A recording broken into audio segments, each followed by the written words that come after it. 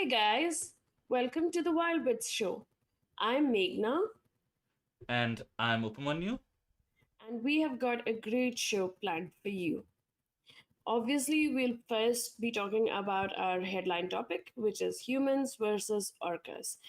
And it's there for a reason, because orcas are ramming boats again, and scientists now think it's a game. And along with this, we're also going to talk about um, the kelp crisis in California after the blob. So, post blob, how this crisis isn't going away. And if we have time, we will be covering a few more topics, which probably Oops will be talking about. Cool. We also have a story from Argentina where a captive elephant has been finally freed. Um, so that's a big win for Argentina, I would say.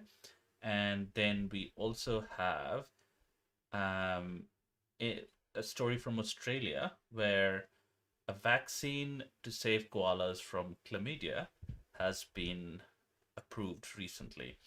We also have a couple of new species discovery, which we will mention. Always good to see some new species there. And yeah, as Magna said, a few other topics if we have the time.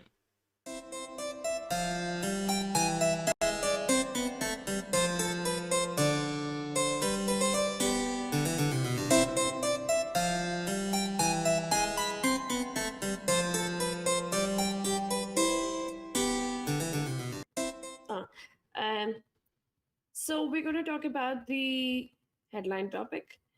So, orcas, humans versus orcas. So, what exactly is happening? Um, Iberian orcas continue ramming boats off Spain's Galicia coast, or Galicia. Now I might be pronouncing this wrong, with two vessels damaged and crews rescued on August 30. This marks the latest of hundreds of incidents since 2020 involving an estimated 40 orca pod consistently targeting the rudders. While several boats have been sunk and many disabled, no human injuries are reported even in one of the incidents so far from 2020. While several experts assert that these attacks are not an attack but likely a learned game for the highly intelligent animals, if orcas truly wanted to sink boats, they easily could. Most interactions typically occur in the deep waters for the main food source, that is bluefin tuna. However, recent shallow coastal estuary incidents suggest that the pod is exploring new areas, potentially linked to observed predation on octopus in shallower waters, a theory clearly needing further research.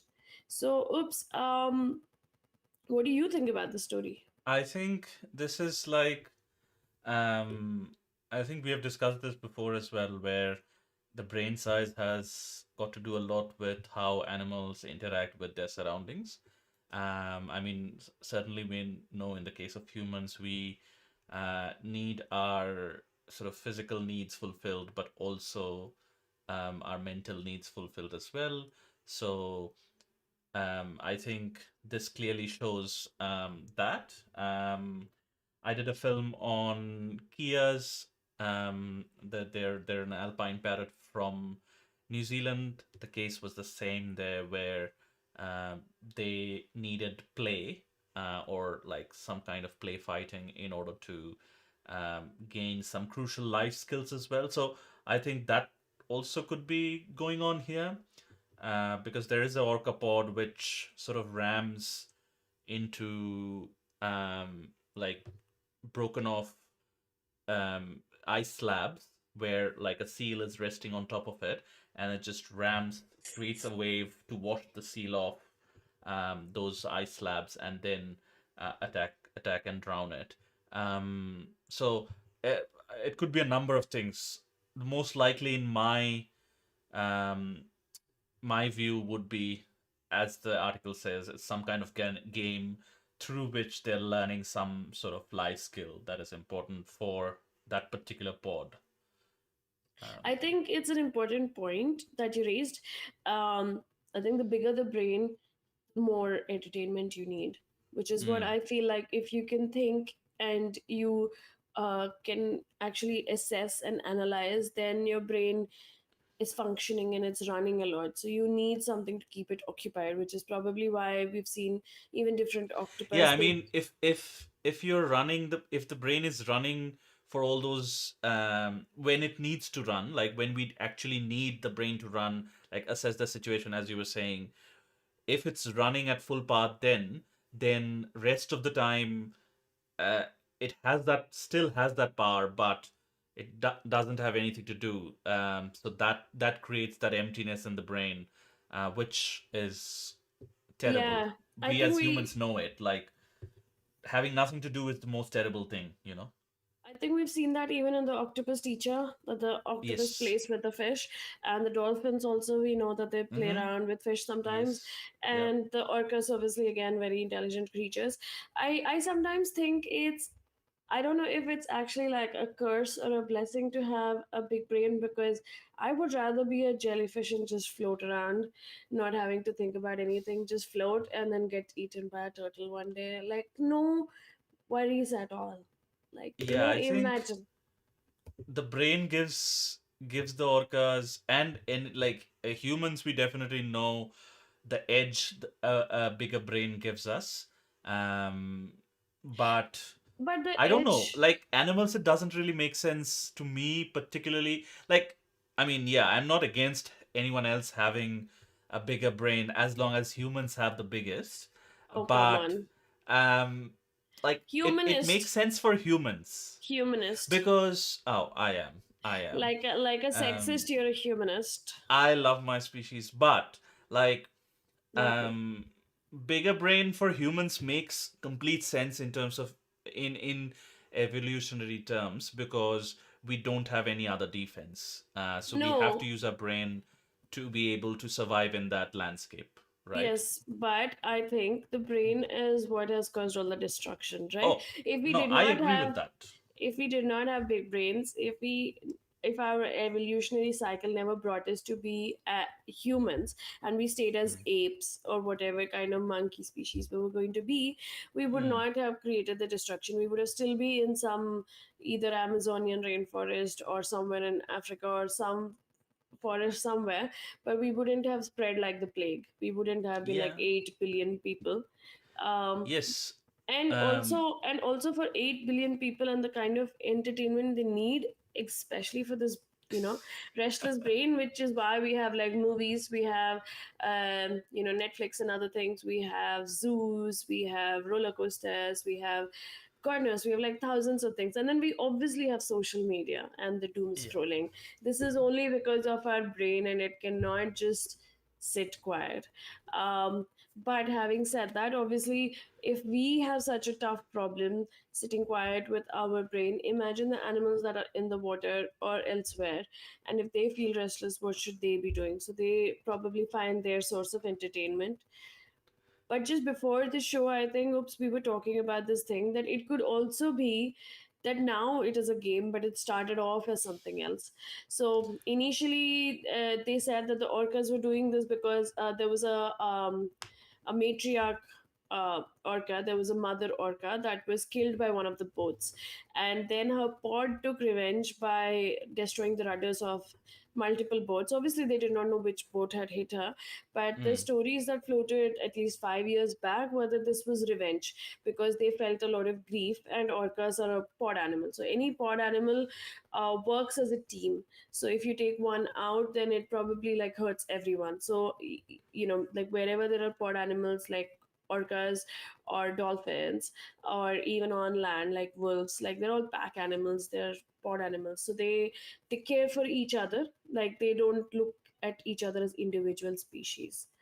um Yeah, but I yeah. think pack animals, wolves, lions on land, dogs, wild dogs, and then orcas, dolphins, in the sea. I mean, orcas are called wolves of the sea, as well.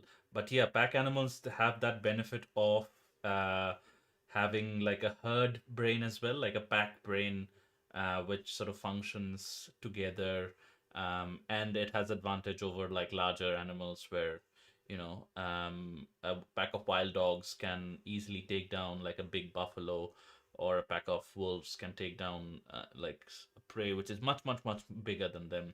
And that's where I think also the bigger brain comes in as well. You have to kind of like scheme and devise new ways to get to that end result as well. So yeah, I think the bigger brain definitely is an like, whether it's for a game or it's revenge or whatever it is. I think we can agree that it stems from them having like a bigger brain and sort of um having either to fulfill some kind of revenge plot, which I think is unlikely, but um or some kind of So it game says, or that it started like they believe that it may have started with revenge, not this article, but the articles that came out at that time.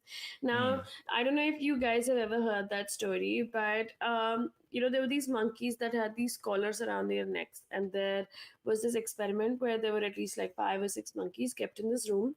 There was a pole in the middle of the room, and they had bananas kept on top. So obviously the monkeys were trying to climb the pole to get to the bananas, but as soon as one monkey climbed up, they would actually zap, and all of the monkeys felt the electric zap in their collars. So initially, they kept trying to climb up the pole, but when they kept getting zapped, they realized that, oh, it is because when they try to climb up the pole, they get zapped. So they stopped climbing up the pole.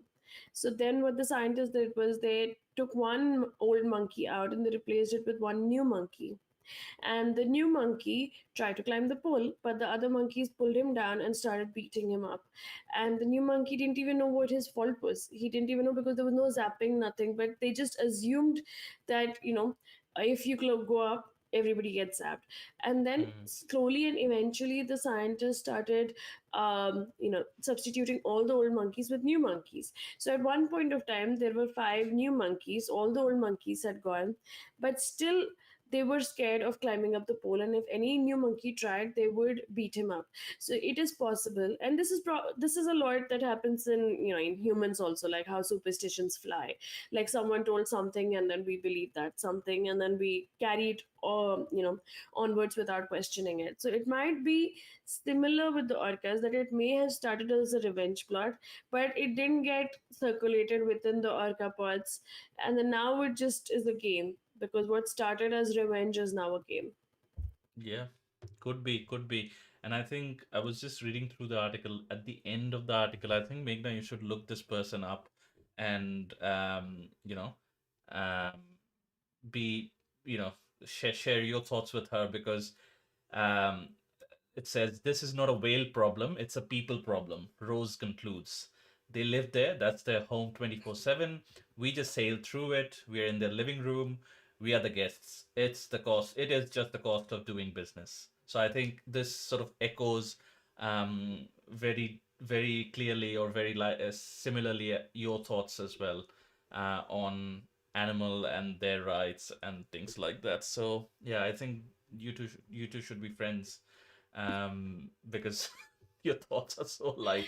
Oh, But yeah, I so think so the thing is that if Oops is a humanist, I'm an animalist. So if you give me, you want to choose a human or an animal in this scenario, I would choose the animal. And between me and Oops, he would choose the human, like you saw with the discussion. So that is why, just because she's literally said it's the killer whales that live in the water, it's their home. Oops thinks that we have similar view. That is the truth. Oops. yeah. So yeah, I think that is the thing. Like, sea, we even if we went to sea, we would just I mean, I was about to say that even if we went to sea, we would stay within, like, near the shore, but that's not true. Like, 60,000 years ago, humans set out from Africa and reached Australia of all places. Still, makes me go crazy thinking about it. How did we manage that? And not once. Like, there's evidence that, they might have done it twice or thrice. Some people ended up in Papua New Guinea. The people that ended up in Papua New Guinea are some of them are like they went to Australia first and then came back to Papua New Guinea. Yeah, it just, yeah, boggles my mind how that happened. But yeah, we But have I been think, seafaring creatures as well. So that's my point basically. yeah, but For a long time. I think as humans, we were probably more skilled hundreds of years back. That's what I feel like. Now, the skill set is different, obviously, maybe coding and all, but nobody can go blindly into the ocean and just look at the No, sun I and don't have think. a compass and actually find another country. I don't think people are that skilled. People now use GPS. They have those, what do you call those? That they light up. Mm, if Lighthouses. no, the they have those guns with these light fireworks. If you're in problem, then you Oh, can light flare one. gun. Yeah, flare guns. So people have all these fancy things now. Hmm. But back then there was like Stonehenge and pyramids and mummification, all of them being mysteries at this point of time. But Hmm. the skill set was different at that time, let's say that. Uh, The I think. determination as well, the determination, like I the think. it's that time it was harder, like in terms of food, in terms of transport, in terms of clothes, in terms of everything. And they used to take these arduous journey of months. Yeah, and that's the, like when you mentioned them like orcas exploring or just being bored out of the mind, like the bigger brain comes with these um fascinating sort of vestiges because so recently this was found, evidence of this was found, but when humans landed in Australia around like 40 to 60,000 years ago, they landed on the sort of north coast of Australia, and then they went from the north coast, they went to northeast, and then they covered till the southeast coast in like 1,000 years.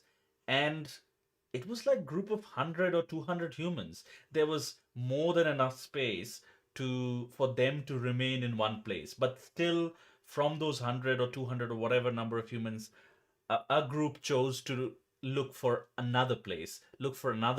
There might have been only 20 or 30 humans in all of those different settlements, but they still chose to go ahead and go somewhere else. So I think this idea of discovery and wanderlust, that how we call it, um, one that has always existed in us. Like, See, yeah. I don't know if it is wanderlust, but I think we were always nomadic and we were hunter gatherers at one point of time.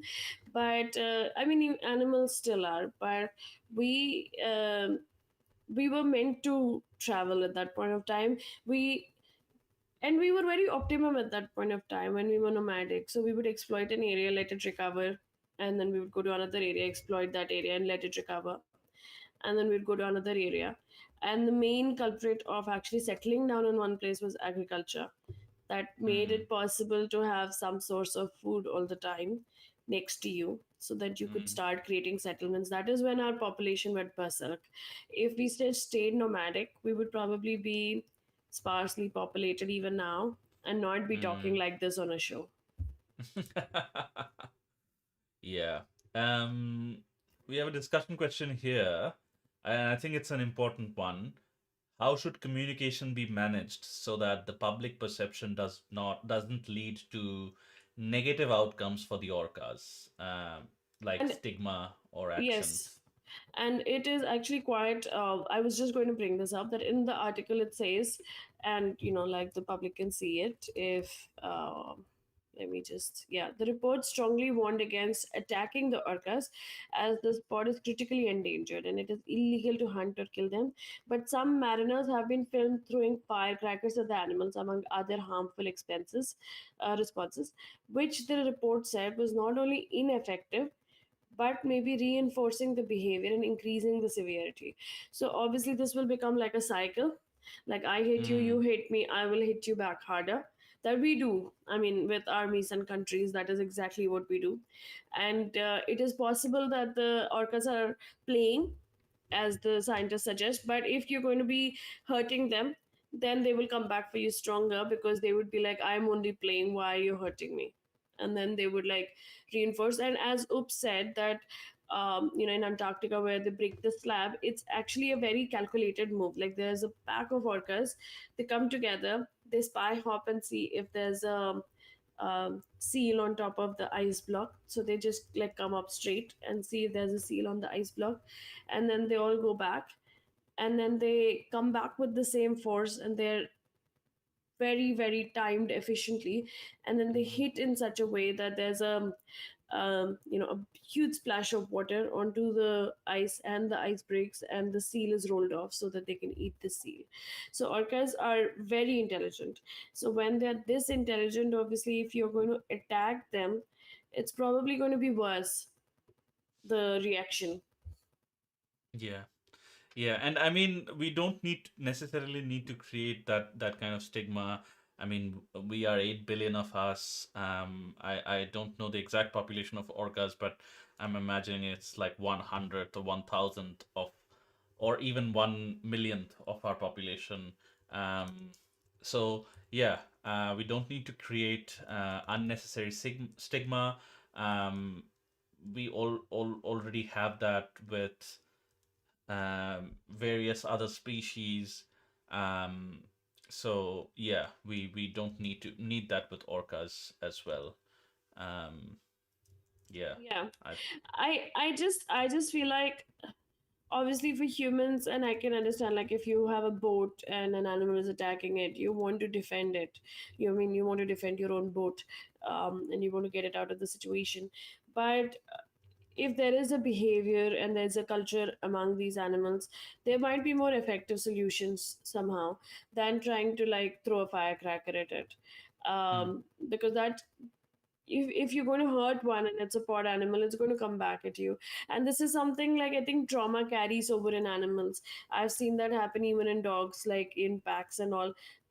That if you have been inhuman with one dog, then the entire pack also relates with barking at you and it doesn't like you. So it is possible that the pack behavior or the pod behavior is altered by how you treat them. true, true. Um, yeah, I think all of these things. It's very easy to stigmatize it, but I think yeah, they are like yeah. I just looked it up. 50,000 orcas, which is like yeah. I don't even know how what percentage of our population. It might be like 0.0000005 or something like that. Um, yeah, so yeah, it just doesn't make any sense for us to hurt it. Yeah, and there might be, as Meghna said, some innovative solutions with like sonar or maybe fitting some speakers and the boats or something like that to just stay away from each other's path. And the thing is that they clearly, say in the article, uh, that if the orcas wanted to sink the boat, they would. So they are capable enough that they would know how to flip the boat over. Why would they just go for the rudders? They can easily just like ram from one side and pick the boat up so that it flips. But they're not doing that. They're not causing any human injuries. They're not causing the humans to fall into the water, then go attack them. Mm, And we've spoken about this earlier. Like, there's not a single attack on a human in the wild by an orca. So it is mostly play for them, or even if we say it is revenge, they're going for the rudders, but they're not going for the humans. They're going for the boat, and probably the boat is their enemy. The boat is what they don't like, or they enjoy, like completely destroying the rudders of a boat. But they're not going for the humans. They're not toppling the boats off. So why are you getting that extreme with yeah, how, with firecrackers and everything? If you feel like an orca is nearby, and there should be more solutions to kind of move away and then start your rudders before they can damage a whole lot and then go away. yeah, definitely. Speaking of that, Argentina's last captive elephant finally wins her freedom. Argentina has been closing zoos and relocating animals to sanctuaries. That is such a good approach. Um, though moving elephants proved exceptionally challenging. Kenya, Argentina's last captive elephant, recently made the arduous journey from Mendoza Eco Park, her home for 40 years, to the global sanctuary for elephants in Brazil. This 2016 law mandated move ended 136 years of elephant captivity in the nation. Upon arrival, the 13,200 pound African elephant, what's that in kilos? Must be Um, around 6,700. I'm guessing if we're going by. 5,987 for all of us who follow metric, like sane people. But yeah, 5,900, around 6,000 kilos African elephant joyfully rolled in the red earth and explored, exhibiting behaviors her handlers had never witnessed.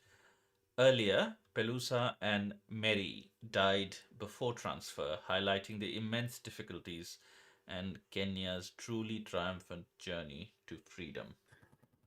I think this is good. I also feel like the zoo must have kept her in exceptionally bad circumstances because that should not happen. Like, Oops, you just have this blind screen where you imagine zoos to be amazing places for no, animals. I'm not imagining zoos to be amazing places. But also not like the most terrible place. See, there are some zoos obviously that have this what do you call the open with the moat culture, like where they have moats and they have huge spaces to walk and it's all open and they don't have cages and everything. But Exactly. that is just some zoos across some countries, and even then you're compromising on their territorial behavior and other behaviors. But it is a better living situation for sure. But I think in this case, obviously the reading, whatever you told right now, it seems like the elephant did not have a lot of space to roam around. So as soon as it saw this green earth, it went crazy, or this red earth, what did it say? Yeah, dusty red earth. Yeah, the photograph, I'll just share it on screen. The photograph looks very beautiful as well. Um, and I think this is like what Meghna was talking about. That's what the sanctuaries are. There are elephant sanctuaries. There are. Oh, this is from the eco park. Sorry, this is from the eco park. We can see a moat. But the picture is beautiful. But yeah, I think these sanctuaries. I don't know if there is a picture of Kenya in the sanctuary. Oh, this is her being transferred. Wow, this is a big operation. And then let's see if we find some. Okay, that's the handler maybe feeding them. Okay, no, there aren't any pictures in the sanctuary. I'll just go down. Oh, yes, there is. Yeah, so this is like the open space. It's still not Africa, but yeah, it's an open space, and I think still people would be able to go see them, etc. So I think yeah, these kinds of zoos makes a lot of sense. And also since our understanding of how animals interact with confinement has evolved, so should our zoos. I am not saying zoos should completely go away, because zoos are a very important, I feel like, educational tool as well. No, I think we've come to this place and this age where if we have everything technology based, then zoos can just have holographic videos or AI videos now, or however you want it tech way. But if as a human you don't like to be like, you remember in COVID, people hated it and they really wanted to just get out of their house, and they felt they got mad, they had mental health problems because they were trapped inside just their own house, nothing else, just their own house.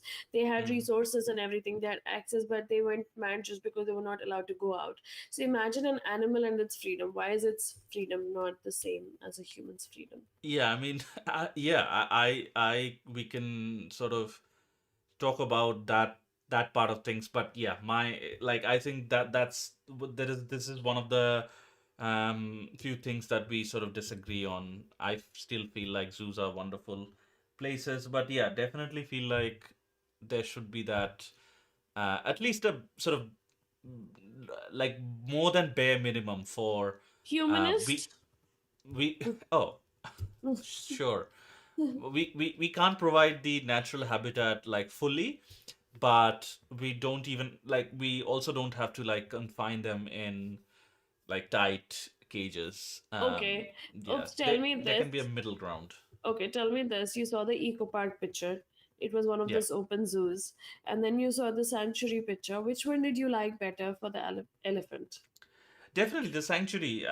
I'm saying like the sanctuary The- is definitely better, but that is what I'm saying. Like these kinds of sanctuaries, they I'm sure this is somewhere people can visit and people can see these elephants as well. So I think these kinds of sanctuaries or like simulated safari experiences is what zoos should turn into rather than being cages. That's what I'm saying. Like, Even with sanctuaries, I think like when I went to South Africa once, and there's a big culture of private wildlife sanctuaries or private wildlife areas there. So what has happened is that the government gave people motivation and subsidies to convert their agricultural land into wildlife areas. But mm, what happens with those private sanctuaries is that then they choose, and they have to tell the government if they have this much area.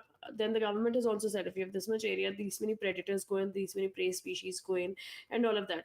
But at the end of the day, obviously there's a fencing, so it's not completely natural, but it's a huge open space.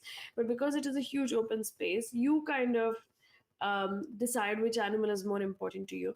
So when I was there, so there were these roan and sables, which are uh, type of horses that are and deers that are really expensive, so they would keep them in completely different areas and not where the lions were, just so that the lions don't eat them by mistake. mm, But I remember that there was a giraffe, no, not a giraffe, an antelope with a problem. It had some, they thought it was a tumor, so they just shot it down and they fed it to the lions. But it turned out to be just grass, so it was just having some swallowing problem. So there, like, they would only call the vet on the animals if it was an expensive animal, like the lions or the roan or the sables, but not mm, on the inexpensive animals like the antelope or one of the more common deers. So this, mm. I think, even though you want wildlife sanctuaries, you place like a value on each animal, and it is a business at the end of the day. You're commodifying the animals just like you would commodify the meat industry. Definitely, no, no. That is without a doubt, because that is not their natural environment, and in order to simulate those natural environment type things, you obviously need a lot of money, you need a lot of people doing their jobs, and etc. etc. So there will be a commercial side to things, if even if it's a sanctuary, because you have to pay the people doing the work and you have to maintain with their feeds and things like that, vaccinations, etc. etc. But I feel like that's so much better than, it's still worse than their natural environment in some ways, but in some ways it can be better as well. They don't have to look for food, etc. etc. But yeah, at the end of the day, it's not their natural environment. But I think the sanctuaries are still much, much, much better than, and I think we have such a number of zoo animals in the world right now that we don't need to capture new animals from the wild. Whatever's born in captivity can sort of fill those gaps if an elephant, for example, dies off, or a tiger dies off, a lion dies off, or any of the other species that are held in zoos dies off. So yeah, I feel like those But animals can continue to exist and continue to educate young minds. like, oops, right now you saw this article and you saw that the elephant got crazy happy when it was introduced to the sanctuary and it rolled Mm, around, and its caretakers had never seen this behavior. Don't you mm. think that every animal deserves that than being in a zoo, like being in an open I do space? agree. I do agree, But you, and that's my point. Like we have reached a point in um, and we don't know actually the pulse. We are not connected to the zoo industry as we say it. But if somebody was here from the zoo industry, they might be able to shed some light. But I feel like zoos are already thinking about, a lot of zoos are expanding their habitats into like bigger enclosures. They're having these open air enclosures, safaris, like simulated safari type things. So I think that's the way to go for zoos. They have the land, they have all the things that are necessary. See, I think at the Um, end of the day, a zoo is a business, a private sanctuary is a business. So mm, they are going to capitalize on their business. They have to get profits at the end of the day. yeah, yeah. I mean, So yeah. they will look after the animals, obviously, because the animals are bringing them money. But there's no guarantee of what amount of care and affection will go into it. Because at the end of the day, they need their profits. That is more important than anything else. Yeah, no, that is completely correct. But I also think there are some very passionate people in the industry as well. Even if the corporate overlords are somewhat problematic in most cases, um, but yeah, I think there are some very passionate people. Okay. I have And talked with them. I have interacted with some of them in the industry, in the and zoo I industry. And I wanted to ask you, because you're such a David Attenborough fanboy, did you know that his Yes. main job, um, before he started hosting all these shows or started narrating on these shows, Mm, was to actually collect animals from wild places for the London Zoo, if I'm not wrong? that Um, is correct. yeah, so he was an animal collector and he used to go to these wild spaces and have these wild stories just so he could bring back an animal from the wild, okay? Note that, from the wild to put into a zoo. And how can you But fanboy Meghna, after see, such a person? How no, can no, you no. But fanboy? but but but see, it's about the person who's today. Like measuring the things of past with a yardstick of today is a very dangerous game. We can't do that. Like Okay, you're measuring the past by today's yardstick, but that is not fair on it's you not or like that person. he's done a whole lot now. He could have done a whole lot more in creating awareness, but he chose to, oh, these butterflies look pretty, oh, this butterfly wants to mate with the other butterfly. But And then he just made one one documentary saying I am no, dying, but but won't you you guys are say, going to, yeah. like won't you say like going to the UN and speaking such strongly to all the world leaders is not like at like 92 years of age or 93 years of age. that is that I is feel where like that is where I have my problem. Oops, that he could have done this 40 years earlier yes, at, but at 92 or he didn't know better. 93. Like no, the world didn't know better 40 years earlier. Like he might be this enigmatic person or maybe even more intelligent than the average Joe, but he's still shaped by the society at that point in time. you So you know that one documentary, like, the what is it called, the last something, the last testament or the last statement or whatever it is called. yeah, And he literally says that, okay, the world is burning, there's too many people, and everything will be over in the next 100 years. So it's almost like saying, see, I'm 90 whatever, I'm going to die soon, but you guys are going to die soon as well. Like, the earth yes. is burning. So I was like, if you knew the earth was burning and you had such a big, No, no, we know now. I think he also, like everybody in that industry, came to realize that I feel like they would have been in denial for so long of the whole industry, only maybe few people speaking about these things. And then like 20-25 years ago, everyone woke up to this idea. And I feel like since then, a lot of people, including David Attenborough, I mean, he could have done more, but he every one of his documentaries now that come out has that message. I think, yeah, his brand is very much the beautiful pictures of nature, which people admire him for. And there are other people who people can watch if they want that hard hitting sort of style. But I would feel like if that was the only thing that was coming out of David Attenborough, yeah, I wouldn't care to watch it because there are so many other things I can watch. I wait for David Attenborough documentaries so I can sort of neutralize a little and not feel like, oh, the world is coming to an end all the time. So that's my perspective on Yeah, that but I issue. think, like at least okay, let's say even 10 years back, maybe you might be hardwired that way. But if I was someone and I was recruited to take a animal from the wild and send it to a zoo, there is that realization right there where you can see the animal struggle. So I don't know if I told you the story, but I was volunteering at this eco, uh, what would you say, like an eco accommodation kind of thing in Mm, this area called Tuticorin, mm, Tamil Nadu in India. And there, um, they were really conscious about the ocean and the corals and everything around that. But one day, they just picked up these fish from the ocean and they put it into the aquarium, and it was really strange for me because I did not imagine them doing that, because they really love the ocean, and their ocean was literally at the doorstep. Like, you just step out of your room and the ocean's there.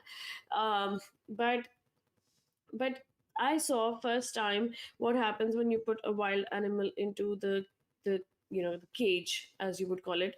And I think we spoke about this a few episodes earlier as well, that the fish zoomed and they kept hitting the glass multiple times because they didn't understand. They just came from the ocean where nothing restricts you. You can just swim left, right, wherever. And here there was a glass wall that they couldn't understand, and they kept ramming into it. So the first 2-3 hours, I saw how much they struggled, and then they kind of calmed down because they kind of accepted that this is what it is, and their acceptance came in faster than probably we would ever accept. But it was really sad to watch that. So as a person who wasn't even doing the deed of trapping them, I felt that tinge, or that that sadness, or that anger, or the helplessness. So how can you not feel that, or how could David not uh, feel that? no, I feel like, again, like you're measuring that past, like 50 years ago's past, by today's standards and today's yardstick. But I No, I'm just think saying feeling when no, you see an animal trapped. feeling is shaped by society. Feeling is shaped by how, like romantic love, it didn't exist before 1600s. Nobody knew what romantic love was. It You're only saying people did not love each other romantically No, before no, that, no, and no, how did they love each no. other then?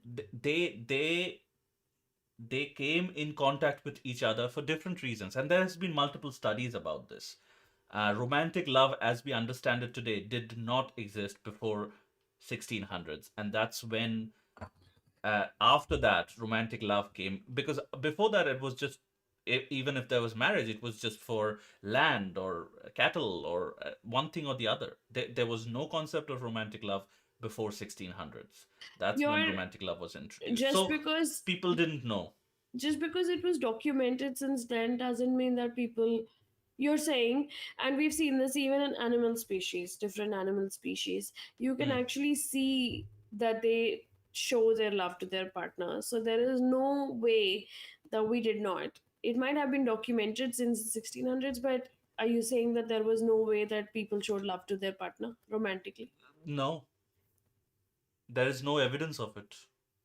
I mean, we have evidence from 60,000, 100,000 years ago of activities of humans. So we should have something from 400 years ago.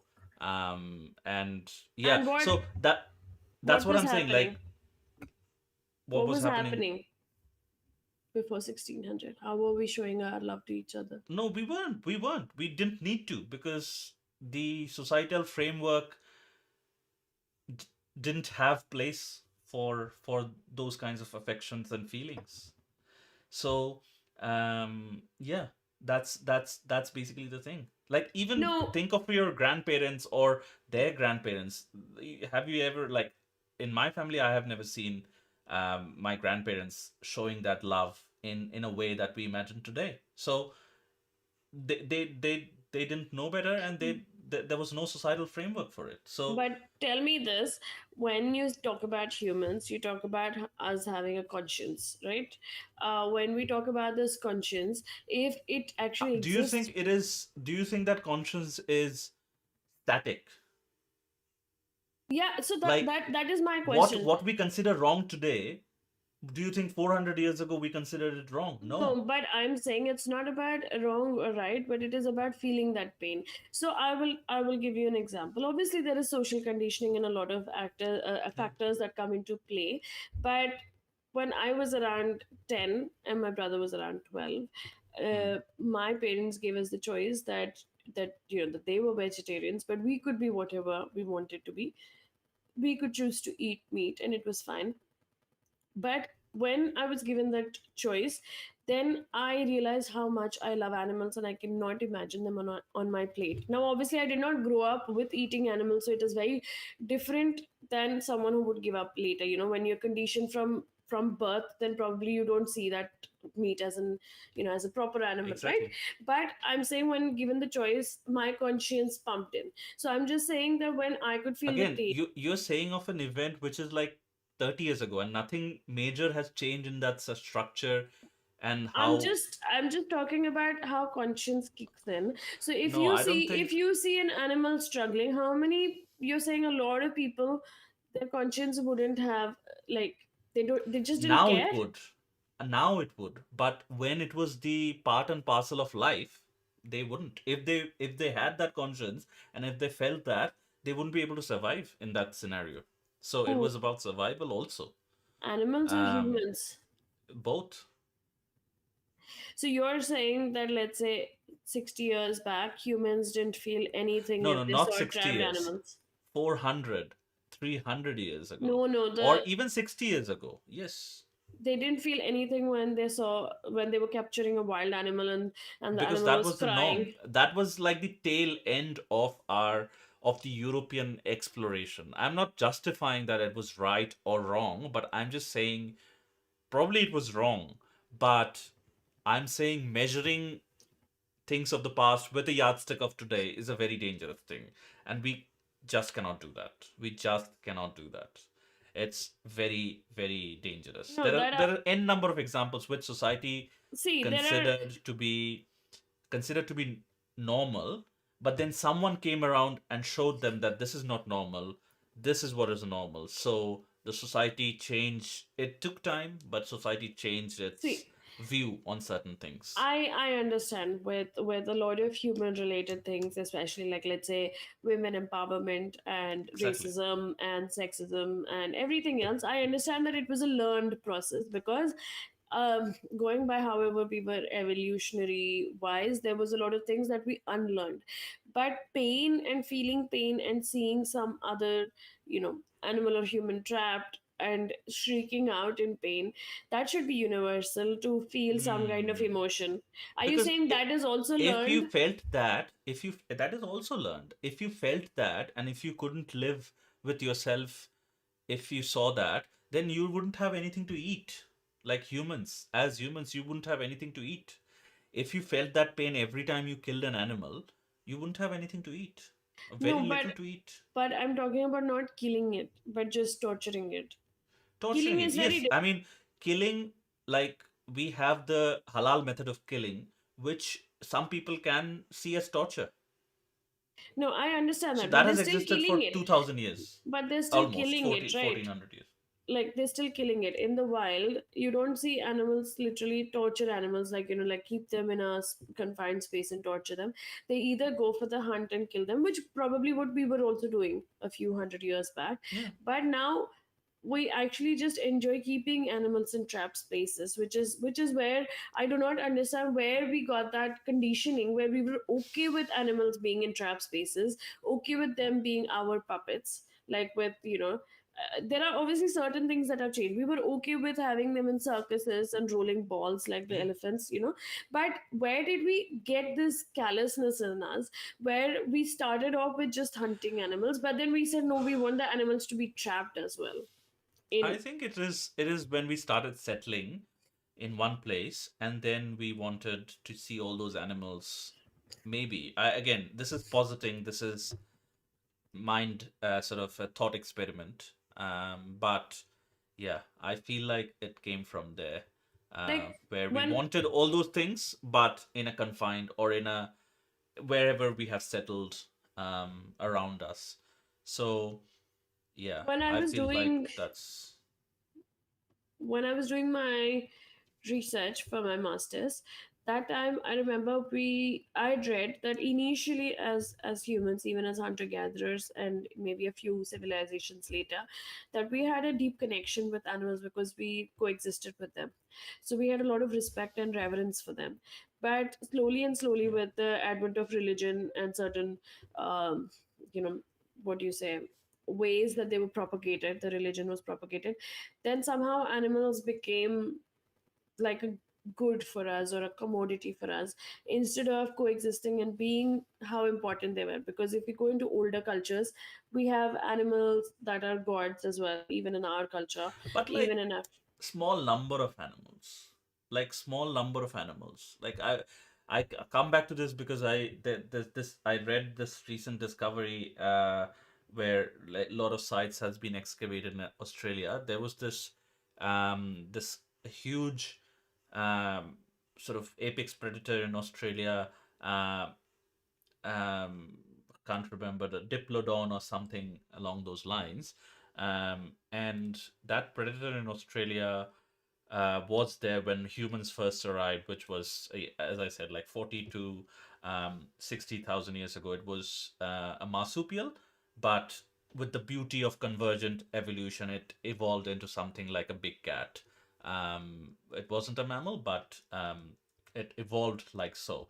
And there is strong evidence to suggest that humans coming there was the cause of their extinction. Because obviously, if you're living somewhere, you wouldn't enjoy having this 10 feet beast roaming around and killing all of you. So yeah, that was made extinct um, because of humans. So I feel like that view that we always viewed animals as very sacred, I think it's very it is true, but it's also a little bit narrow in some cases, because there might have been some animals that we prayed to or viewed as very important, but there were others that we just didn't care for much. But you know that there's that picture, right? Like maybe like thousands of years ago, there was a human settlement, let's say in a cave or something, and there was a fence around where the humans stayed, and the rest of the earth was wild and green. And now they say that now the animals have a boundary and the humans are everywhere. So Yeah. like, it's changed. Like, we used to be scared of whatever animals, and we would not venture out in the night, and we had our rules and what animals and which places, and we mapped them all. And now we've come to this area where like we've raised out like a big area of land, and now we have like these, oh, this is a national park and this is the boundary of the national park. So now we tell the animals you have to stay in this area, even though earlier it was just that, okay, we'll just protect ourselves, the animals can just stay wherever they are. So that Yeah. coexistence principle that we had earlier has also changed massively now. 100%. I think population and everything else has changed it massively, and yeah, but yeah. So that's again, it's a good rabbit hole we went down on. And if anyone's wondering what a diprotodon, that's the animal I was thinking. This is the marsupial, sort of. It was called giant sloth, but it had no relation to a sloth. That looks Yeah. cute. It looks like a Uh, half bear, half eagle, half yeah. wombat, half everything. Yeah, it was a wombat-like creature. It was a wombat-like creature, Diprotodon, but they were very scary. And humans definitely didn't appreciate them having them around. So yeah. Um, I think that should be it for this topic. I feel like we should wrap up. Otherwise, we'll just go on, go on, go on. Um, Yeah, speaking on this. there are some topics where I think Oops and me passionately feel the opposite way. So then that leads to Yes, long debates. So we'll get to the next topic, true. which is Post-Blob, California's kelp crisis isn't going away. So, kelp forests, if you did not know, are these vital marine habitats and they're declining globally primarily due to climate impacts. Obviously, the climate is impacting everywhere, but it seems, going by the news pattern, that it's hitting the oceans harder than it is hitting the land. Northern California suffered a 95% loss after the 2013 blob heat wave and a mass sea star die off. So, blob is this heat wave that hit in 2013. It was a huge heat wave.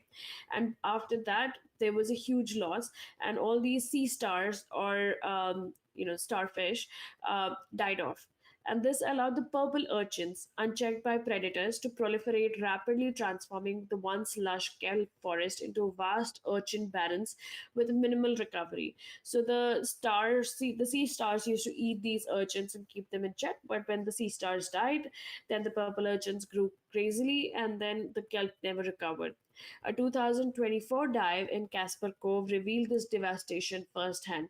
Thousands of purple urchins, counted at 120 per square meter, blanket the seafloor. For kelp to regenerate, urchin density must fall to 2 per square meter. Groups like Watermen's Alliance are actively culling these urchins using rock hammers, hoping to restore critical kelp ecosystems essential for marine biodiversity and struggling abalone populations. So this brings me to a question. Oops. Now, obviously, the heat wave is nature, right? It happened because there was a climatic Climate change. Yeah. change. Now, whatever it was pure nature. Now, if nature only caused this kind of change, do you think it is wise for us to try to bring something back, or do we just accept?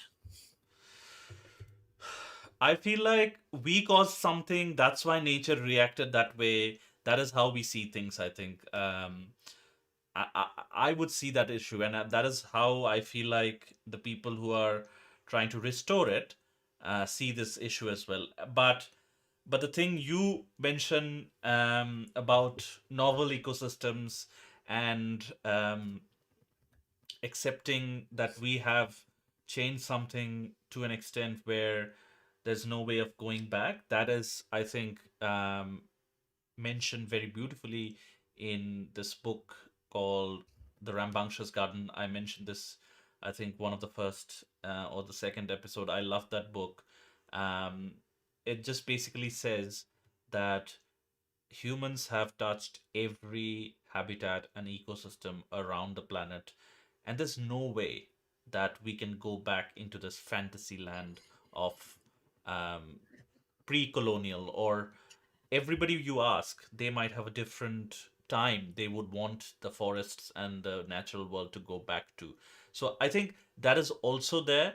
But things like this, I feel like it's a it's a crisis in terms of like it's decimating the whole ecosystem and the food chain and everything else. So For me, the question is, I think obviously humans are causing their impact, and their impact is visible in how the climate change is happening. But at the same time, I feel, I don't know, where sometimes nature reacts in a certain way because maybe that is its defense and that is its mechanism, where it feels like that is probably its best way of course to run. Now, nature has been running for far longer than we have been alive. So I do not understand where we should step in and try to meddle with nature and where we shouldn't step in. yeah, I feel like that is surely a question. Because we Um, assume, right? We assume that this is not right for nature. Like the nature is not telling us that, oh, this isn't right or this is right. Like we're just assuming. Like we assume yes, for I think everything. this must be a question that scientists and sort of people who are in that field researching, etc., are must be dealing with. I can only imagine they must be dealing with even like more granular questions than this. But yeah, I think it's a fine line. It's a fine line.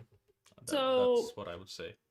on my screen, I've shared the Manga Bay article and the Hmm. photo of the kelp forest. So this is how the kelp looks. So the kelp is like huge, standing, plants, you would say, from the seafloor, and they have these leaves, and it's like a proper plant, and it has a whole ecosystem through which a load of animals survive. So it's not just fish. There are rays, and there are seals, and there are different kind of animals that survive. They're usually found in colder climates, not tropical climates. But now these kelp is what they're talking about, that in one certain area, the Casper Cove area in the article, that area is where it has hit the hardest in California. And California is one of those places that's known for these kelp forests. So it's not Mm. happened everywhere in California, because there is a person I follow on Instagram who makes these beautiful videos, and I think he goes diving through the kelp every day. Um, but this one area has been hit really badly. So there might be patches where it has impacted more, and there might be patches that it hasn't impacted as much. Mm. Yeah, that can be true, but also like kelp, I think the beavers there depend a lot on kelp. Um, and if you see the photographs of, I was just looking for the purple urchin photographs. Look at this, like it's it's devastating. Like urchins can take over this whole area. They can colonize like an entire area, and they breed so um prolifically that and they just decimate that whole ecosystem in lack of a predator, um, which I think is starfish for urchins. Yeah, it's the sea Um, stars. Sea stars are Sea star, different from starfish, but sea star. yeah, I Yeah, think they're the ones which have the many legs. It looks like an octopus, but it doesn't have a head. yeah. Look at this. Look at this barren landscape. It's almost like there's no features there, and this is what urchins are very good at doing. I'll just zoom the image in, but yeah, this is what urchins are very good at doing. Yeah, I feel like it just sinks my heart when I see this barren landscape all taken over by urchins, which is nature's way of saying that this probably needs some help. This particular ecosystem needs some help. And I feel like plants in any ecosystem, be it water plants or land plants, are supremely important. Yeah, there's no two ways about it. Yeah. Yeah, I think I'll just like share a photo of sea stars for our public. Oh, it's there. Yes. Okay, it's up there. Okay, cool. Um, so that is how the sea stars look. So they're not starfish, but they have like starfish. I think usually have just five, right, arms. Five, yeah. So Five these just arms. have, I don't know, 10, 15 arms, and that is how the starfish look. Yeah. Sea stars look. Sorry, Sea sorry. stars. Sea stars. Yeah. Um, But yeah, basically what is happening now, and I think I would want to also once share. Let me just try to find that person video so I can show you a video of how the swimming through the kelp looks like. yeah, it's beautiful. It's beautiful. Beavers enjoy it. Seals and And sea lions enjoy seals it. and sea lions enjoy it. So, so yeah, I think this is one of those places where it it's very clear to me that it needs human intervention and human help because it is decimated to an extent where there is very little chance that it would recover on its own. Um, yeah, I feel like Okay, I can't yeah, get to there's that very little video. chance that it will that ecosystem will recover on its own. So yeah, that's where I feel like That um is that is I think the question also, the same question as earlier. Maybe nature wants kelp forests in some areas, but it wants like urchin seabeds in other areas. Who are we to question nature? um Especially if it's been 12 years and nature's just letting these purple urchins overpopulate the area. yeah, that is an excellent argument for a novel ecosystem, and that's what the proponents of novel ecosystems, that's the argument they make, that if a niche is empty, if a niche is not being fulfilled, it will take time, but nature will um Find a sort of way. fulfill fulfill that niche, and there will be some evolution happening. But the problem is the changes are happening so fast due to our activities. Global warming being one of them, one of the key ones, is that nature d- doesn't really run on that scale. It just runs on a much slower scale, which is too slow for this pace the changes are happening in. That's where I think a lot of those conversations come in. That, well, if nature is wanting it, then we have to give it enough time as well. We can't expect in a 1 month or even 1 year or even like 10 year. Um, the geological clock is much slower than that. Yeah, Yeah, that's like I think for me it's like when humans create some kind of change, when humans introduce some kind of species, or when humans introduce some kind of trees or any kind of flora fauna change, and then the flora or fauna changes, then obviously I feel like yes, because you got in the problem, then you now try to find a solution if nature is not able to cope. Now obviously even after we do something, nature is able to cope, and there is a certain way that things evolve and change, just like how nature has coped with 8 billion of us being on the planet now. It's not happened overnight, but it's happened, right? And nature is still coping with us being there. Yeah. yeah. So there has to be a way that we have to give enough credit to nature. I feel like when humans do certain things, you wait, watch, and you don't assume if this is good for nature or it isn't good.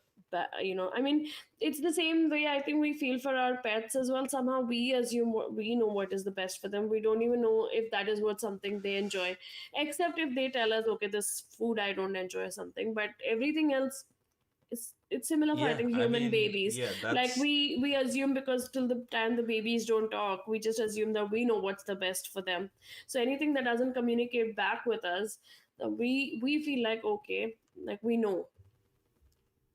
yeah. I feel like us knowing that will never go away, but I also think that yeah, there should be a space for saving certain ecosystems, but there should be also other spaces where saving doesn't really make sense, or uh, putting in that constant effort of us imagining it in a state where it was all beautiful and all balanced doesn't make sense in some cases. So we have to also evaluate these crises in a case to case basis. Some places one approach would make sense, in others another approach would make sense. But whatever be the case, I think there are um,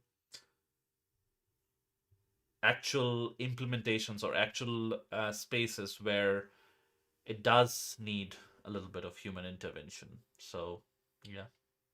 Yeah. So I finally found some Mm. page that talks about kelp.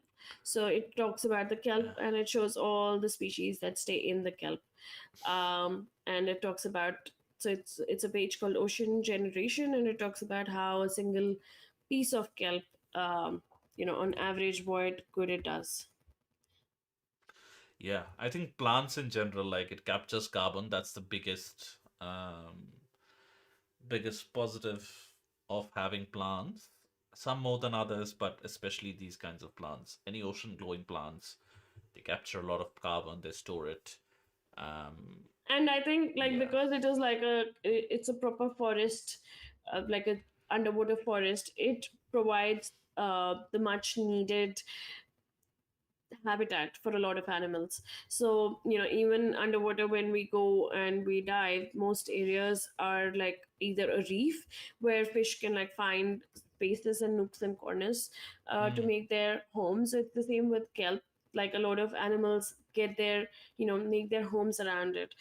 There are a few animals that are just in the open ocean, and they don't have like a particular home, but a lot of small fish, they have their homes, and a lot of rays have like homes, like they'll stay in those areas, and a few shark species also stay around the same areas.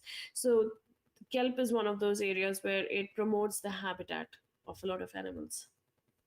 mm, yeah. Um, uh, uh, kelp. very important. That's I haven't read too much about kelp, but um, I feel like whatever I've heard, whatever little I've heard, is that they're very important cornerstones of the ecosystem, and it's good that they're at least making some effort to try and save them, save that ecosystem as well. Um, Yeah, and Discussion then question we have here is how should marine heat waves and warming seas, which are predicted to increase, be factored into kelp restoration strategy planning?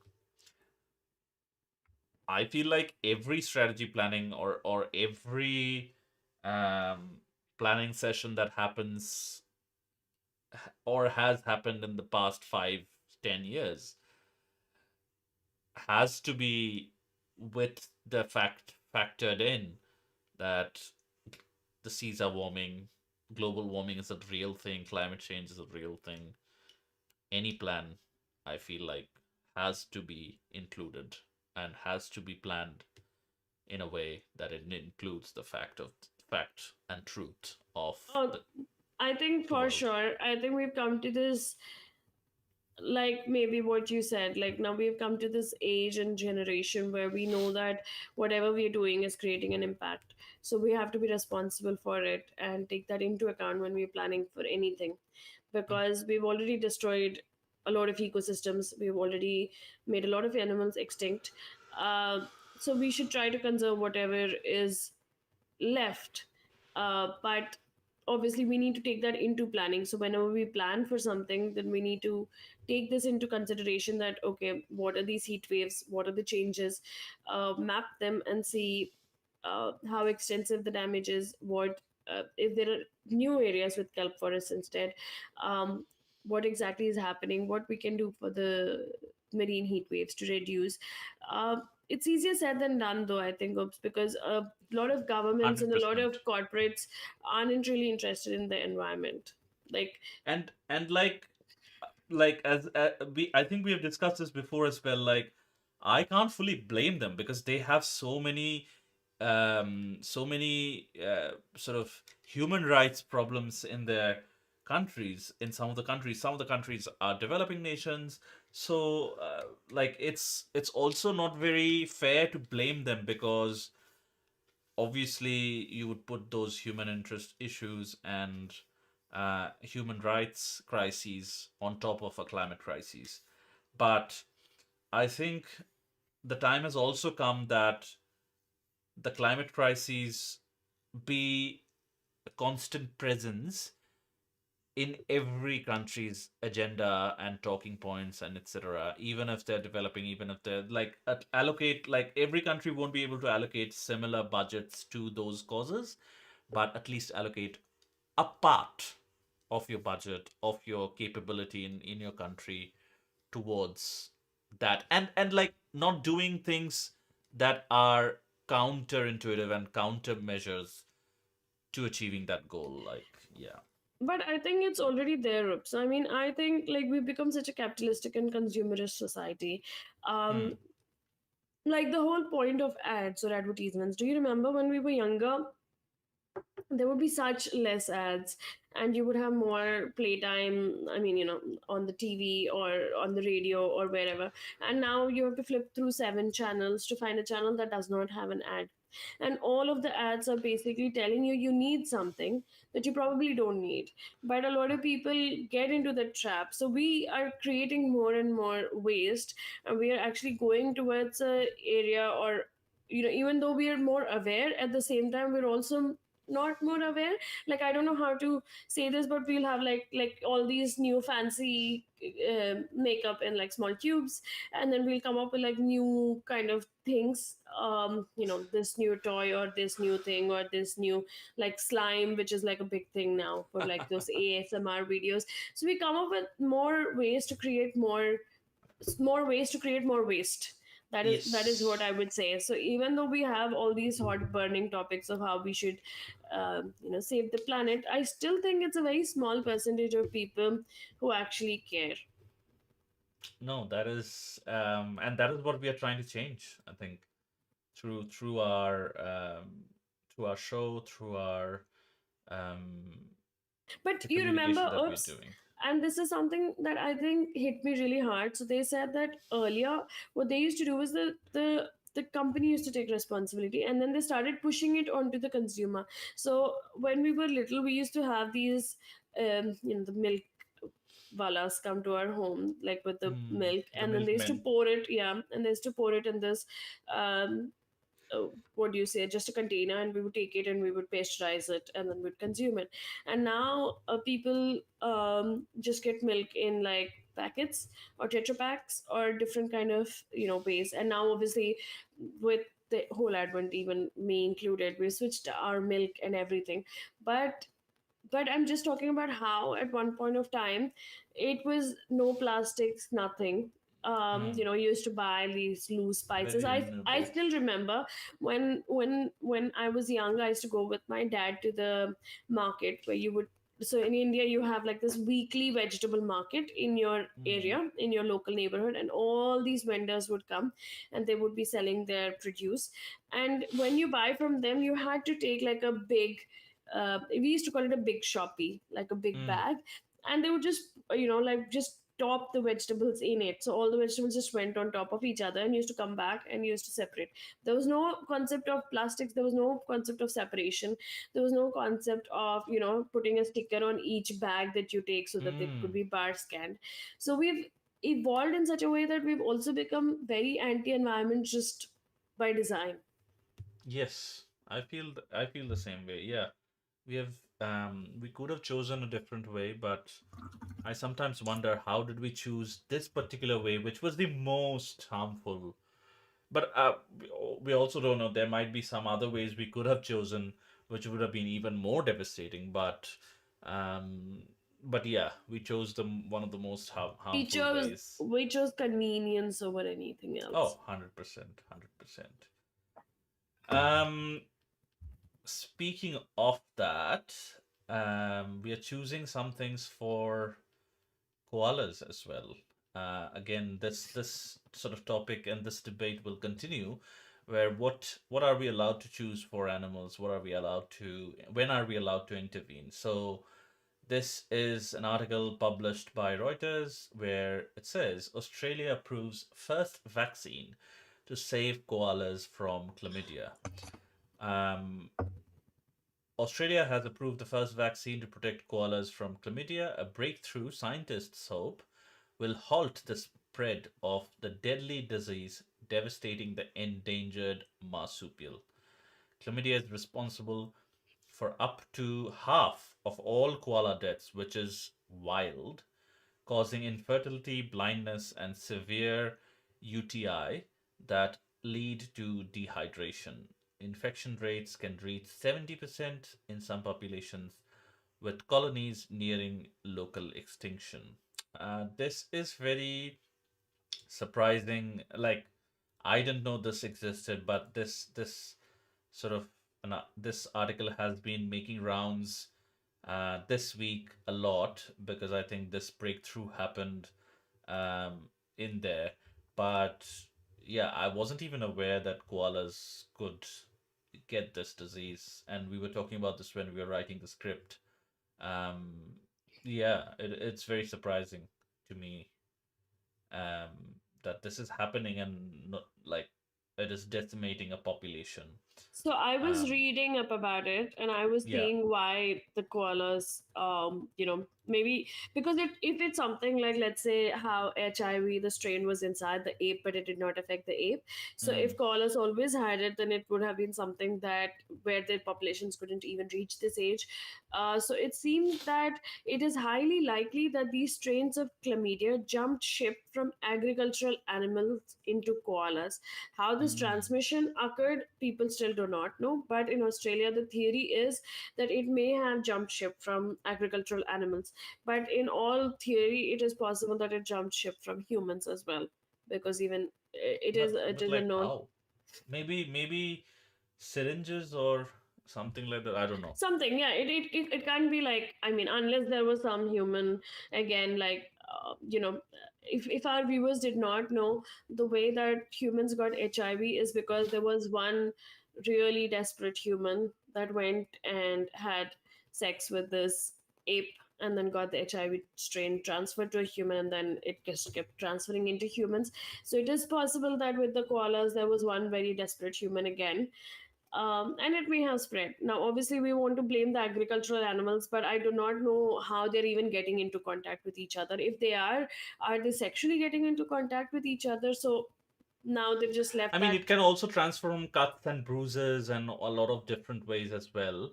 So we do not know, but um, yeah, it's devastating this population. So it goes on to say that developed over a decade by a University of Sunshine Coast team, the single dose vaccine is expected to reduce symptoms during breeding age and cut wild koala mortality by at least 65%. Um, Researchers emphasize more funding is crucially needed to produce larger batches and ensure the vaccine's widespread, effective rollout to save koala population. Um, Again, this goes on to also show that how long of a time vaccines take, even for like humans. This was for an animal, so it took like 10 years. But even for humans, it takes over like 2 3 years to test all the vaccine and get it approved and things like that. Um, Unless COVID hits you, then it's just a few months. unless COVID hits you, where you have to take like extraordinary measures in those cases. But But tell me this, Oops, like at least people are now talking about. Now I don't know if it is even related to COVID or not, but people are talking about how after the COVID vaccines, a lot of mm, people have been experiencing um like this heart problems. Like we hear more young people dying of heart attacks right now in India, especially people who have been going to the gym and they're in the gym and they just, you know, they die because of whatever the after effects of these COVID vaccines are, or what people believe them to be.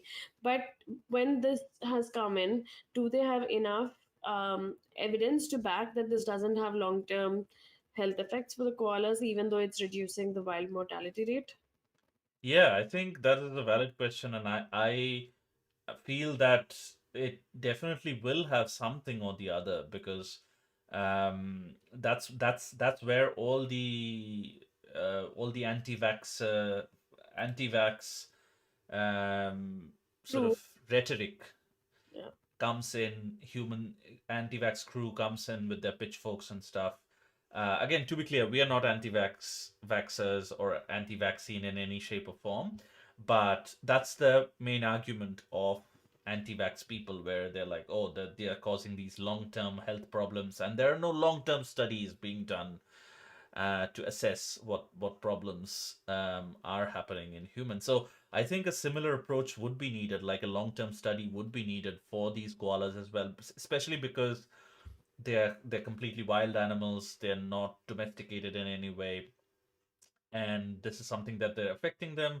This vaccine is solving that problem, but might also introduce some new problems that we might not even be aware of. So I think whoever is administering this vaccine, the government should also make sure that they are also responsible to check in on the koalas and make sure that there are no long-term things happening, because I can only imagine like there must be something happening, like because we are sort of administering them a synthetic chemical.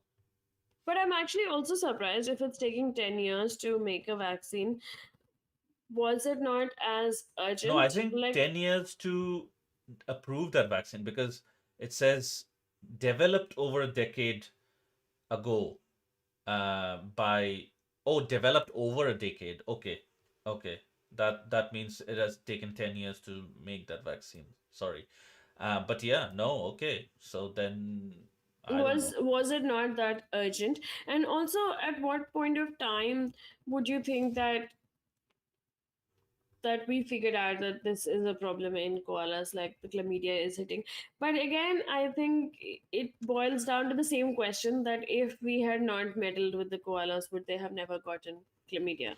Because it has to be something either from us or the agricultural population. Yeah, I mean, um agriculture is also our something we created and we nurtured as well. So yeah, I feel like that is a valid question, which we kind of, I don't know if we know the answer to it, but See, now um, in this way, I feel like I would support, like, because we created the problem for the koalas, so we have to find a solution.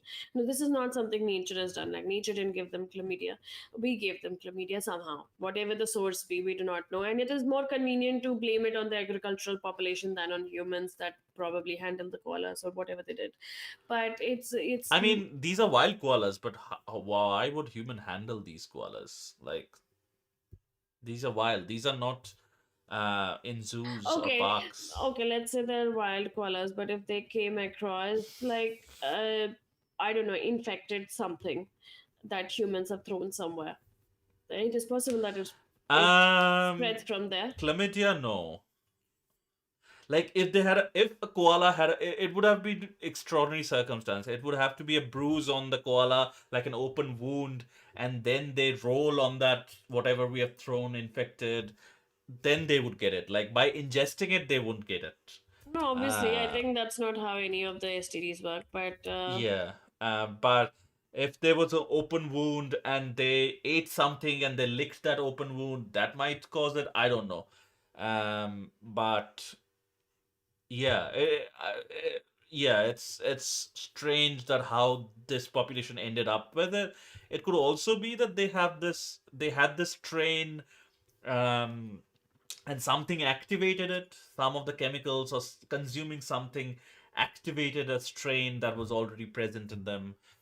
Again, the scientists would be the better people to answer this question, but and we might try getting like a quote from one of the scientists that is working and just publish like a post later on. But um, yeah, yeah, I it's think mind I think boggling. that is the thing, whatever it is, however human induced it is, but in this case we have to find a solution. But again, we do not know how effective this long term solution is, because every vaccine has its side effects, and even in humans, a lot of vaccines that are approved now went through like dozens of clinical trials with a lot of side Mm. effects, and now there are some that don't have side effects, and probably that's one of the only human things that I kind of approve of, because if you're going to live a life, then you should try to live it as disease free as possible, and the vaccines kind of help that. Plus we're not wild anymore, and we're susceptible to a lot of things. And um we're living in this tight, very dense population. yeah. So that in that that in in itself breeds a lot of disease and a lot of um, Yes, bacteria and viruses. unless you're like cut off and living somewhere. So you know, in Andaman Islands in India, there's a tribe called the Jarava tribe. Not the Sentinel Islands; they're separate. But the Jarava tribe is this foresty area where a road goes through the forest. And earlier, what the Jarava tribes used to do was they used to get really angry with seeing the cars go through the forest. So they would throw spears at the cars and deflate the tires. So then people started going in convoys, but then what happened is that they started to start contacting the tribes, and they started like leaving clothes for them, and they started like communicating. So now these tribal people, like when you're going in the convoy, you can actually see them standing next to the road, and they're looking for you to like throw packets of chips and biscuits and anything that they can get their hands on, because we've kind of gotten them accustomed, we've given them a taste of it. But at the same time, people are saying that because their stomach isn't used to such kind of food, they are not used to being this close to humans, so there is a big possibility of them getting diseases, and they're not vaccinated, they're I not. mean, they are also humans. They are also humans, Meghna.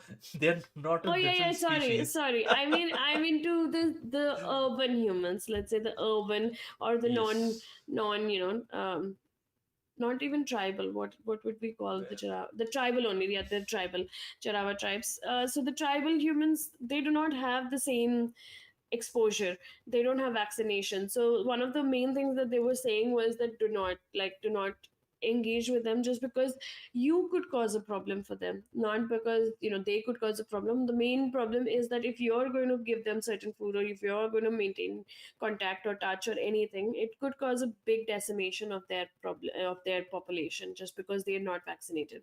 So it all comes down to what exposure you have. Now we in the city are exposed to certain kind of elements, so we need those kind of vaccinations. But if you're deep in the forest and you probably do not um, interact with anything else. Yeah, and I think that there's that's the reason you mentioned the Sentinel Islands. That's the reason that has been sort of cordoned off and officially declared like an entity where nobody could visit and nobody could go, because they are the last uncontacted group of humans that remain on our planet. So like they would definitely die off from all the germs that would we would spread to them. And Jarawas are contacted now. They are fully not integrated in society, but in some ways, there's schools and stuff they go to and stuff. So, but yeah, Schools, I feel like, yeah, I think they go to schools as well. I think they're still widely not. I don't think that they've kind of stepped into proper civilization yet. They're still trying They to make haven't. that. No, I don't know the last update. I don't have a new update, but I'm talking about 10 years back. So I don't know if things have No, changed in the last I ten think a years. lot has happened in those 10 years. Then I'm not They up to date. are integrated, slowly integrating into society, and not fully integrated, but yeah, certainly quite a bit integrated. And obviously, they wear clothes now, and things like that. I think they're depending on a lot of like farm food as well, and not hunting and gathering a lot. But yeah, but the Sentinel Island, Sentinelese people, they are Completely truly cut off. uncontacted. Like we Yeah, have contacted them, but they it's don't want to like not in a contact. meaningful way. They don't want the contact. They didn't want the contact. Like we did offer some coconuts and salt to them, um, and Oh, there was salt. some cordial interactions with them, but yeah, but largely they're not in a meaningful way or in a long way. They haven't been contacted, which is good. Let them remain that way, and Yeah. let them live their life. But yeah, uh, Which obviously brings us to the discussion question on this topic, which says that while the vaccine can greatly reduce death from chlamydia, how important is it to pair vaccination programs with habitat restoration and protection to ensure that koalas have enough places to thrive and survive? that is a good question actually, because in all this hoo-ha, we forget the other things. Like we're focused on this one issue, but then there are like 10 different things that also affect these koalas, especially like Exactly. wildfires that happen in Australia because of these, again, human activities, because we've cut down a lot of trees, we have uh, drained a lot of lakes, forests, etc. Um, yeah, I feel like So that is what that I holistic mean. approach. Yeah, I think we look at only one side of the problem, but we do not look at the other side of the problem, which is obviously you need bigger habitat so that the koalas in the wild do not have to come in direct contact with, let's say, agricultural population or even human population. So if they can thrive and survive in the wild even after vaccination, you need to give them a big enough space so they do not have to come into this, what would you call, the animal human conflict zone. And they can stay in their area. So when we talk about one solution, we do not talk about a solution that involves the entire protection of that species. And it's the same for any other species. Now obviously I understand that there are 8 billion of us, and the projection is that will be 11 billion in in Soon. 50 years or whatever, 50, 100 years. So if we are going by that projection, we need to also see that if we are growing at this unprecedented rate, this is despite the fact that globally the birth rate is declining. Like the birth rate is on a decline, but still there are so many of us that even if one, even if a few of us populate, it's a big number, so it will keep Mm. growing. Even though like the birth rate is declining, you have to see the amount of people that are also alive. So when we are going to take up more and more space, we also need to see how we're going to protect these animals that also need space, the space that we're literally invading into. Yes, I feel like that is something um we have to keep in mind in terms of what what uh we are we are exposing these animals to, but also like we're not focusing on that. We are not just focusing on that one particular thing, but focus taking like a holistic approach to protecting the species. This is good if there's this virus, this chlamydia virus was affecting so many people, so many koalas. Sorry, um, this is good, and that problem is being solved.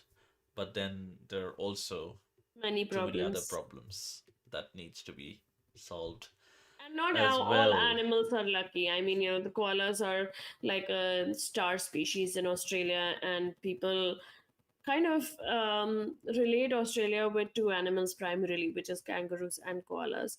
Even though Yeah, there are like a lot of other animals that are native to Australia, these are the two animals that people usually associate them with. So the koalas have a new lease of life with this vaccination that people researched for over 10 years and worked hard to get the approval for.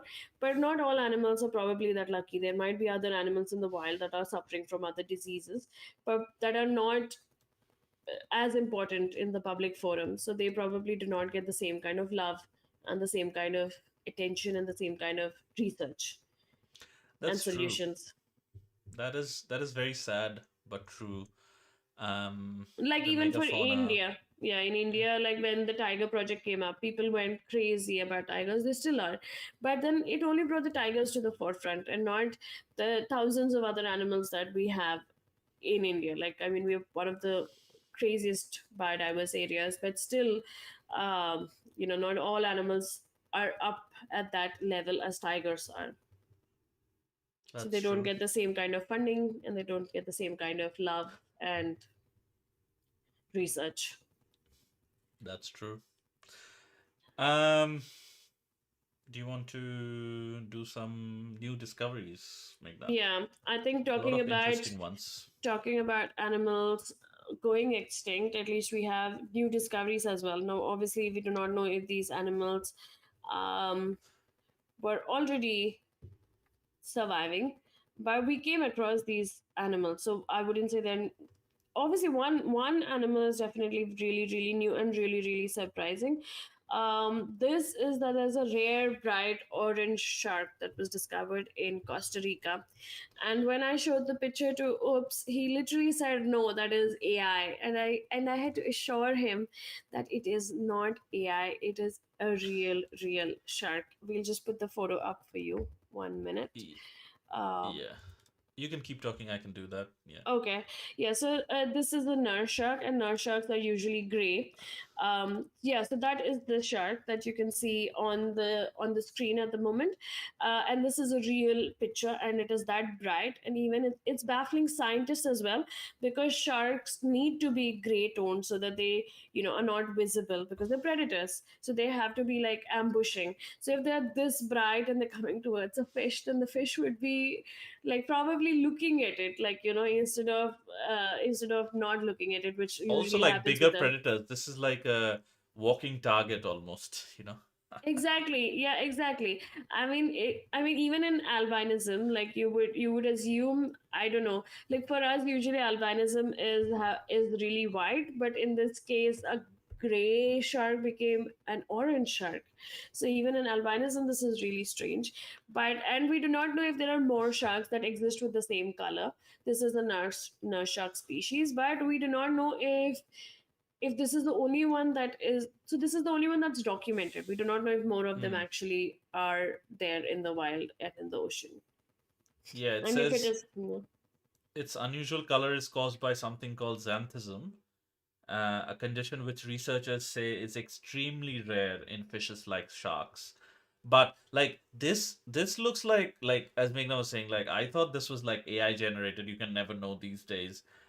This image was AI generated, but then a lot of and I was asking Meghna that find like a reliable source for this, and then BBC, we found a BBC source, and then now National Geographic has also covered it. So I can believe that it's the truth. But yeah, it's very, very strange. Like this bright, it's like this bright orange color, almost like the new iPhones. Very, very bright orange and very If good you looking as well, I would say. if you scroll down, there's another picture, like Yeah. from the top of the whole. Yeah, this one. Yes, Yeah, this one. and it And also apparently this was says, caught by like a fisherman, like a casual fisherman, just like fishing, and it just how lucky that for that person as well. Uh, yeah, and they're also saying the shark has white eyes, which is not normal, so it probably does point towards albinism. yeah. But I mean, this is a fully grown shark or maybe a Mm. juvenile shark, but it has survived with that kind of color in the wild and it is hunting. So we do not know. I mean, there's so many mysteries of the ocean, and this is one another mystery. We do not know how it affected this particular species of shark, and if it is spreading or not, we have zero idea. So this is a new discovery, and obviously people are going crazy because like you see muted sharks all the time, like muted colors. The maximum you see is like white with gray, but mostly all gray. So people are going crazy because this is like a colorful shark, And this is very like, like like the shark is very photogenic. Um, yeah. do you think we'll try to capture it and bring it into an aquarium? I think there are people like you out there for sure. Yeah. In other news, a new gecko from Assam named after forest department. So this is a report from the Hindu. A new bent-toed gecko, uh, Citrodactylus vanaraksha. That is the Hindi word for forest protectors or forest departments in short. That's why it's the article is titled as such. Was discovered in central Assam's Dima Hasao district and described by Manmat Bharali et al. In the Journal of Asia Pacific Biodiversity, found in the Barail Hills montane forests. Its name Vanaraksha, Sanskrit for forest protector, honors the Assam Forest Department for their vital conservation efforts and staff sacrifice. Molecular analysis confirmed the gecko belongs to the endemic Citrodactylus cassiensis group. This finding raises Assam's Pterodactylus species count to 5. Wow. Emphasizing the urgent need for continued field service in the state's hill ecosystems to safeguard its unique and vital ecological heritage. I'll see if there's an image of this There new is. gecko where there is. Yeah, I can probably you're already there, so yeah. Okay, This I can is also share it if you want. Okay, yeah. this is the new gecko. Very interesting. Very interesting. What It's there was. actually interesting that they were able to honor the forest department as well while naming it. Mm, So it shows, because I think a lot of people who work with the forest department, it seems like a really thankless job because the animals can't thank them. yeah, And so, they work tirelessly in the forest. So that way, it's, I think, a nice little gift for them also, and a motivation to keep going, that there is, yeah, an animal named after the forest department. that is very cool. Um, Yeah, and it's really nice that and it's a really cute small gecko. The patterns it are really is. cute. It is. Uh, a new adorable deep sea fish swims into view. This is again a report from New York Times. Another discovery. A new deep sea fish The bumpy snailfish has been discovered over 10,000 feet down off the California coast. We were just talking about the California coast and kelp forests.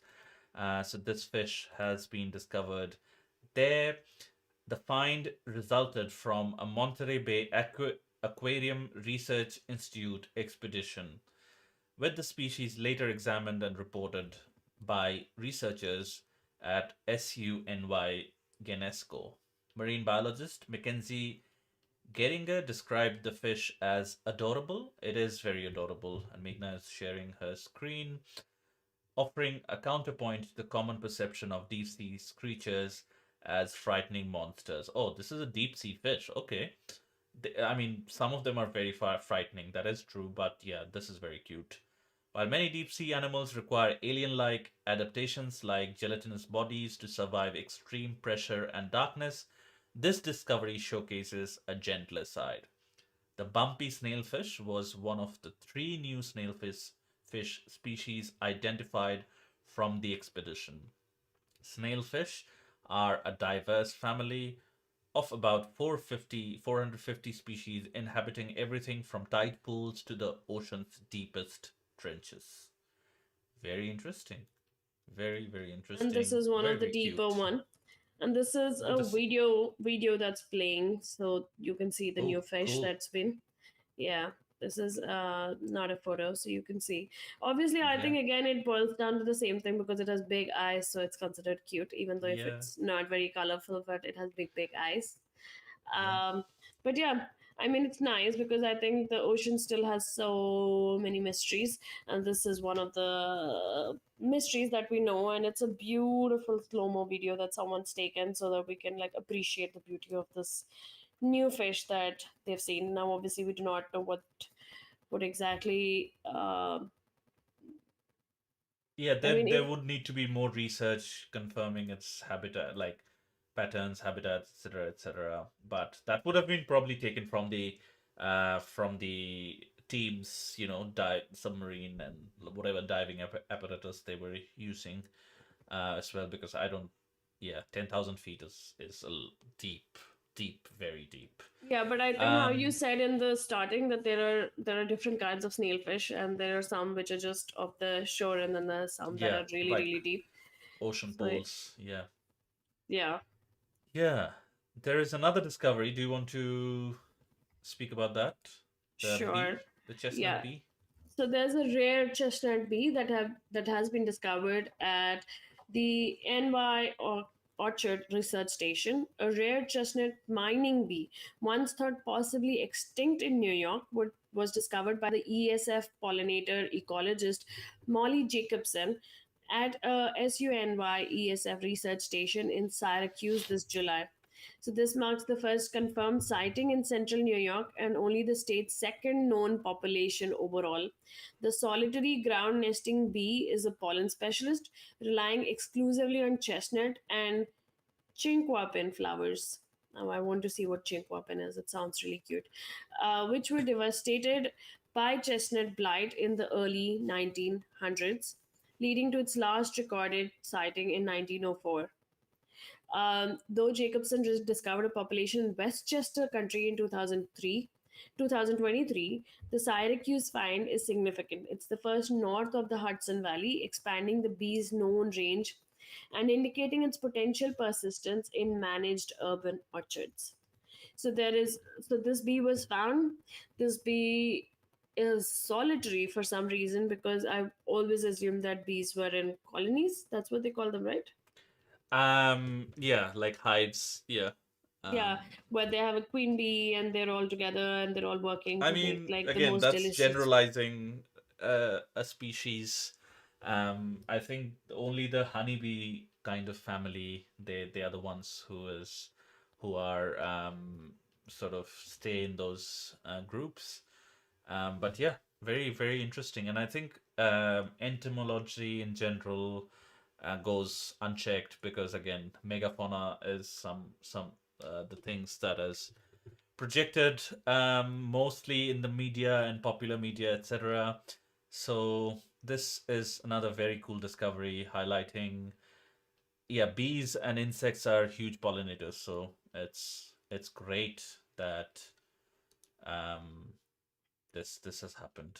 Yeah, Yeah. and I think they're called chestnut bees not because of the color, but because they feed on uh, Yeah. chestnut flowers or chestnut trees and on the chinquapin flowers. So I found like a photo of chinquapin because I Yeah. did a research. So these are all the chinquapin flowers. And I think actually the one, you see the fifth photo on the first row, it actually looks like the image on which the bee is sitting on. Yeah, it does. It Yeah, does. so it might Does kind of. actually be sitting on a chinquapin when they took that photo. But Yeah. either way, a great win because they have now expanded the what would you say that the the bees have now traveled. So the scientist is happy because they were able to see the bees north of where they were actually found, in other areas wherever they found. So this is nice because bees are something that are really, really, really, really, really important. They say that if the bees disappear, the humans will disappear in what, 8 minutes? Is that what they say? Yeah. Yeah. Not 8 minutes, but I think yeah, pretty soon. Um. Yeah. Humans would disappear after the bees, Yeah, because without because pollination, nothing yeah, exists, nothing grows. nothing exists, nothing Yeah, grows. yeah. Um. Yeah. Um. And then I think to close off, Yeah. oops, do you want to talk about the shark meat? Yeah, I think it's just worth just mentioning maybe one or two lines of it. We don't have to read off the entire thing, but there is a pattern that is forming.